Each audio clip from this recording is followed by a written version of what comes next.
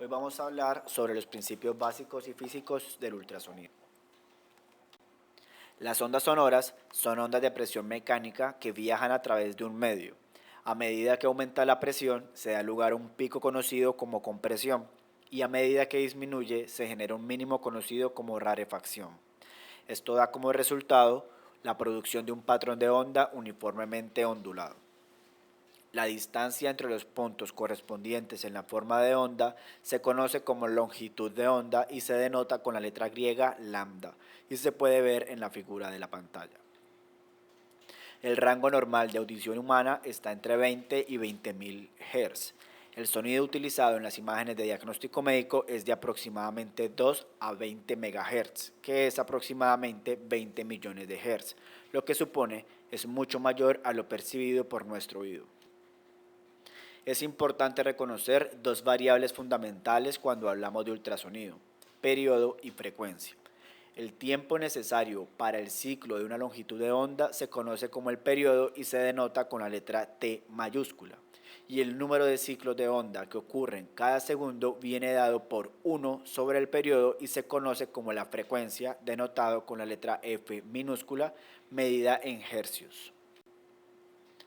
El ultrasonido de diagnóstico utiliza la ecuación de velocidad para determinar la profundidad del tejido, desde el cual regresan las señales de eco teniendo en cuenta la siguiente ecuación: distancia es igual a velocidad por tiempo.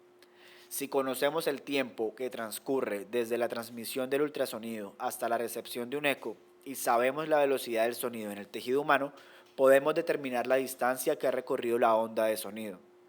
Dado que ese tiempo representa el tiempo total que la onda ha viajado desde la fuente de ultrasonido hasta el reflector y luego de regreso al receptor de ultrasonido, dividirlo por la mitad nos dará la distancia del reflector debajo de la superficie de la piel.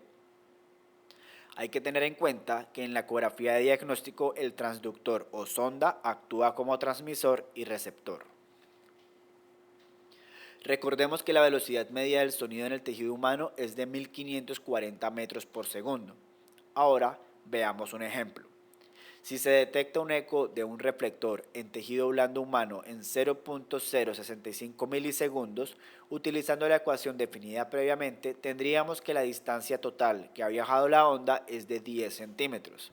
Si el sonido ha viajado 10 centímetros desde el transductor al reflector y viceversa, entonces el reflector está a 5 centímetros por debajo del transductor. La velocidad del sonido en el cuerpo es influenciada por las propiedades de los tejidos que atraviesa la onda. Las propiedades importantes a considerar en este aspecto son la densidad y elasticidad del tejido o rigidez. Como se mencionó antes, se supone que la velocidad del sonido en el tejido humano es en promedio de 1540 metros por segundo. Sin embargo, la realidad es que la velocidad depende del tipo de tejido y algunos valores típicos se muestran en esta tabla. Como la diferencia en la mayoría de los tejidos explorados con ultrasonidos es pequeña, el error introducido por usar una velocidad promedio es considerado insignificante. Los diferentes tipos de tejidos presentan diferentes niveles de impedancia acústica, denotada con la letra Z mayúscula para la propagación del sonido.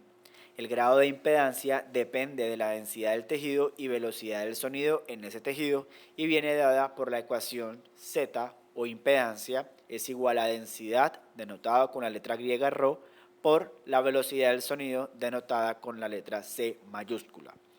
Cuando una onda de ultrasonido encuentra un límite entre dos tejidos diferentes, su comportamiento dependerá de la impedancia de los dos tejidos y del ángulo en el que el sonido alcanza el límite.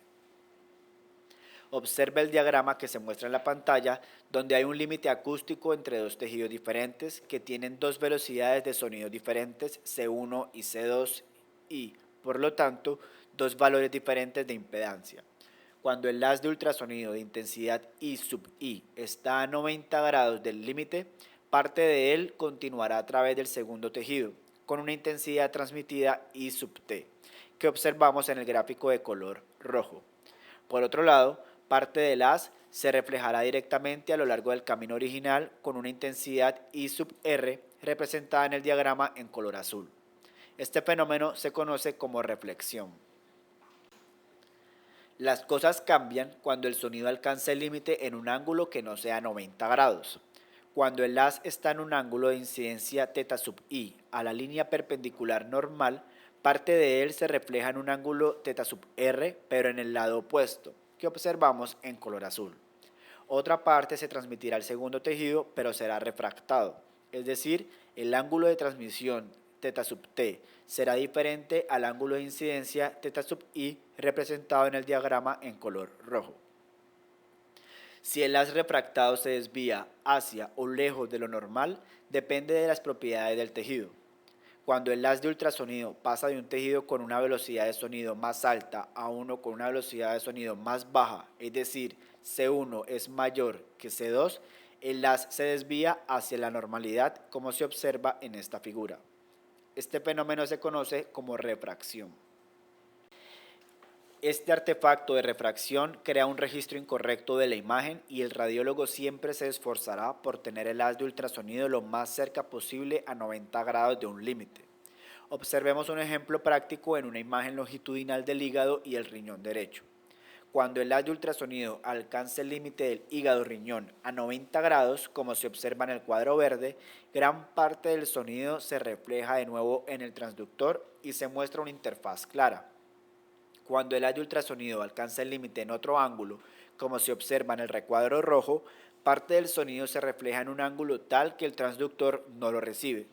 Esto se conoce como dispersión y la interfaz no se verá bien. La intensidad del haz de ultrasonido se reduce a medida que pasa a través del tejido por tres mecanismos. Absorción: parte de la energía se transfiere al tejido en forma de calor. En la ecografía de diagnóstico, esta transferencia de calor no es lo suficientemente alta como para ser considerada perjudicial. Dispersión: cuando parte del haz de ultrasonido se refleja a un ángulo diferente a 90 grados, el transductor no lo recibe. Reflexión: parte del haz se refleja a 90 grados que llega al transductor. La atenuación depende de la frecuencia, habiendo una atenuación más rápida con frecuencias más altas.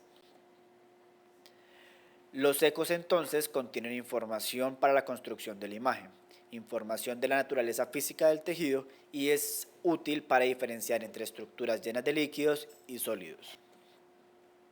Principios básicos.